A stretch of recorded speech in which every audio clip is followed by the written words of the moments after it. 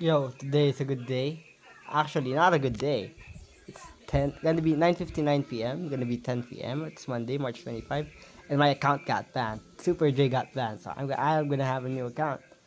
I think the disclosure was about cheating. They were suspicious about my actions 99.4, 94.3. When I lose, it's 74.6. It's very inconsistent. Well, I can't really deter that. I am very inconsistent. Right here, I was winning. Not this game. Oops, basta, it got banned. I don't know why. But it's true that I do create like accounts to change up because people scout my opening almost every time. And then trying to learn the gambit. So like these games, we just win that. Or you know, especially this, I'm proud of this one. We're gonna look at that game next time. Anyways, I don't really care if I got banned. I think the sole reason I changed accounts is that game progression. I'm just trying to be a more consistent player. Even if I get banned, even if they get suspicious, I'm still fine. I'm just trying to polish my work in real life games because openings, especially in the openings, like in this kind of play, in this kind of level, when you mess up in the openings, you're gonna mess up pretty badly in the following parts of the game.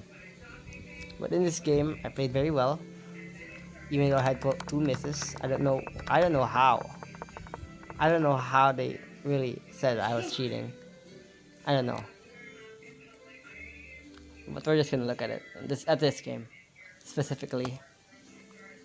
So I played this game like it's part of the three games I said I was gonna record. My accuracy is 81.1. I had a brilliant move. I haven't really looked at this game now.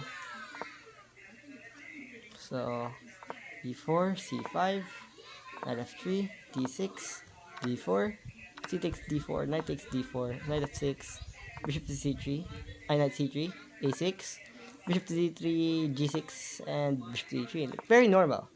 Queen g7, f3, preventing knight g4.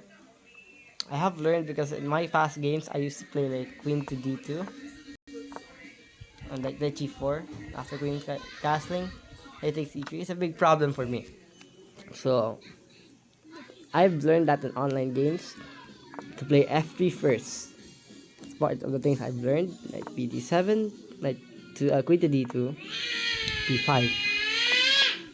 Now in these types of position, knight d5 is not really preferred because I'm not gonna castle here. I can also castle king side, not the queen side. If you take, c takes c3. Oops, c takes d3, and I have great center.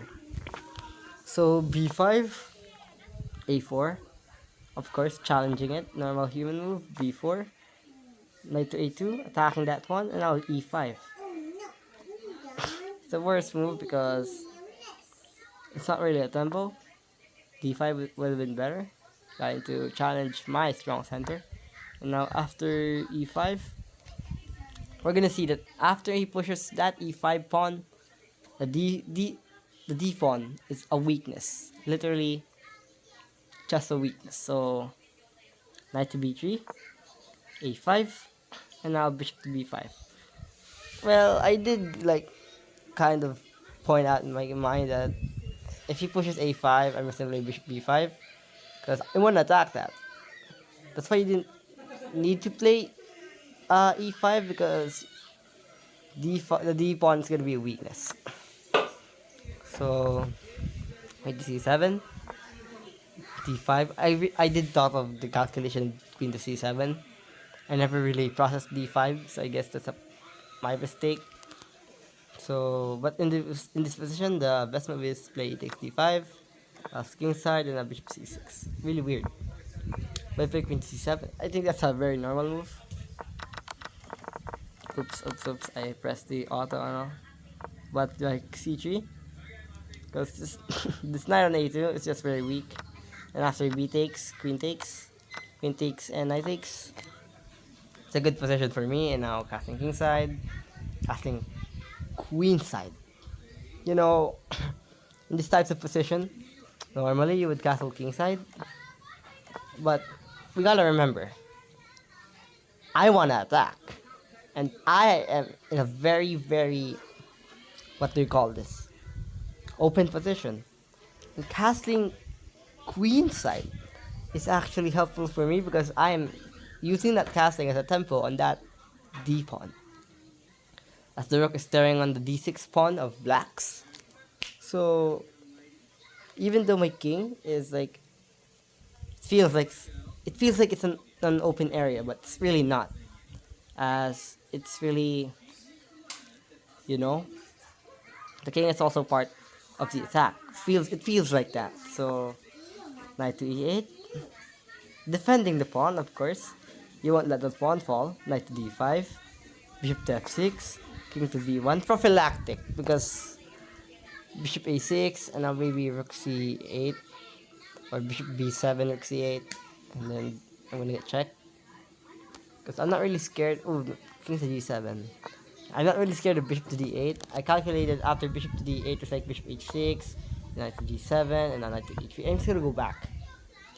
Knight to c5, rook takes d6, things like that. Because you can't really defend the pawn now, can you? c5, c5, and not like knight c4, rook c1. Knight c4, rook c1. Depends on you. It's f6 and rook d6. It's a very, really, really long line. But the point here is that you're just trying to build up. Because if you can't really attack, let's say if you try to force, you can't really force it. You can't really force the attack right now. It's forcing the attack after bishop d8. Let's say I play h4. He's knight df6, and he already controls the position, kind of. But when I could have played bishop h6, I kind of force it. Let's say you play this move, it's gonna take that, and I'm like winning. I'm up material. That's not really good for you because all your pieces. Oh, I'll go back. Almost all your pieces is in the 8th rank, so it's really not helping. Actually, best move here is 61 before you take that. No, because that piece is trapped, and the engine actually doesn't want me to take that rook. It's so passive. Okay, I guess I really gotta look at that a bit more longer. Knight e3. Why can't I play like knight e3 like now? Knight b6. Okay. I see. You can breathe. So that's why you gotta look for it.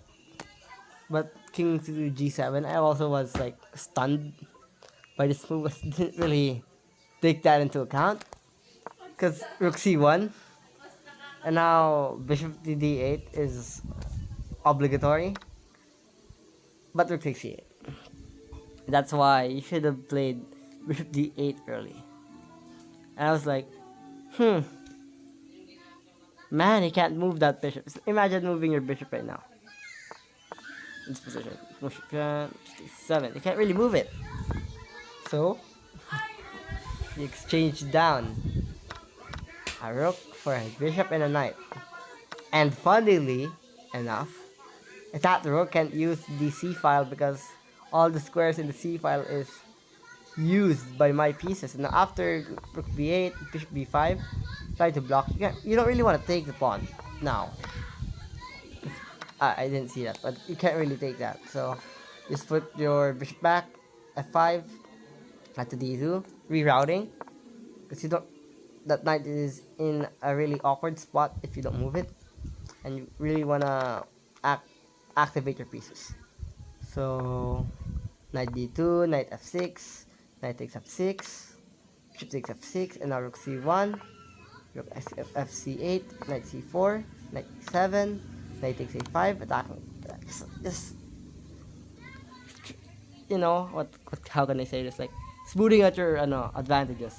Rook takes c1, checking, takes c1, f takes c4, f takes c4, rook f, king f6, h4, e6, bishop to c4 check, king d7, bishop to d5, like an outpost for my bishop.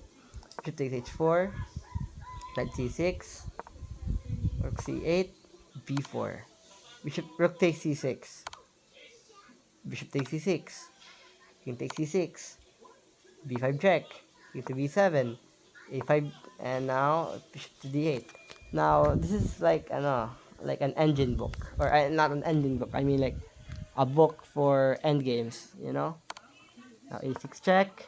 King b8. b6. h5. King to d1. g5. King to e2. g4. King to f2. My mistake, because I forgot he could check. g3 was better. So h4. King to e2. I forgot. Like I should have been winning here. King to c8. I also was like stunned because I know that's a blunder. So bishop to g1. The only move in this position that saves me the game. So king to b8, and now b7, a blunder. Bishop to f2. Now I think in this part of the game I was like panicking because I want to flag him. I just gotta flag him to win. Oops. So it didn't really cross my mind that I was uh, losing the lead from trying to flag him. So b7, bishop to c7, the best move. And king d3 is equal. Bishop to f2 was better, but bishop to d8, the bad move. Because only one move worked. It was h3. When I saw this, I was like devastated because I know this was Josh.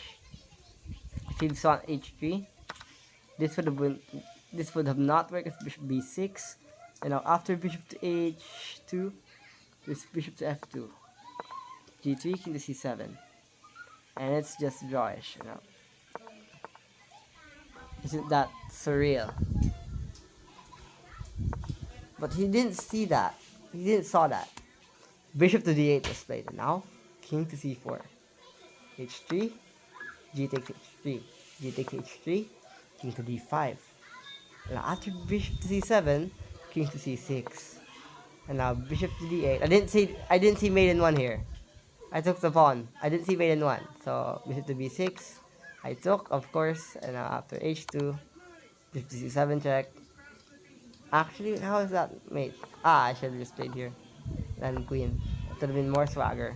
Bishop to c7 check, king a7, b8 queen check, and now king takes a6, and now mate.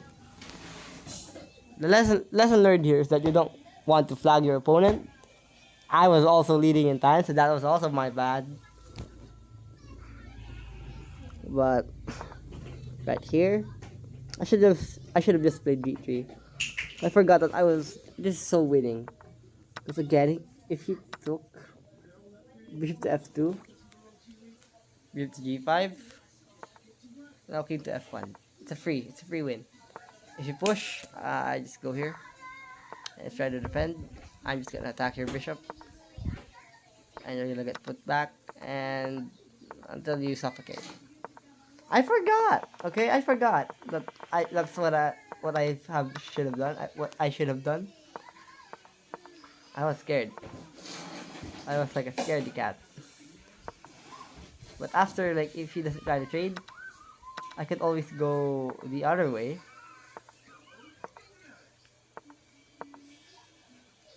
It's also made here. But yeah, it's my bad. Right here, it's mate.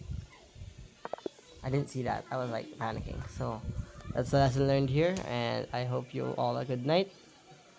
Read more books, opening theory, especially in the opening if you're that good at tactics. And I hope you all the best if it's morning, noon, or nighttime. But I have one tip: more practice. This is Drei from Data's Analysis, and I'll see you later. Thank you for watching. Ciao.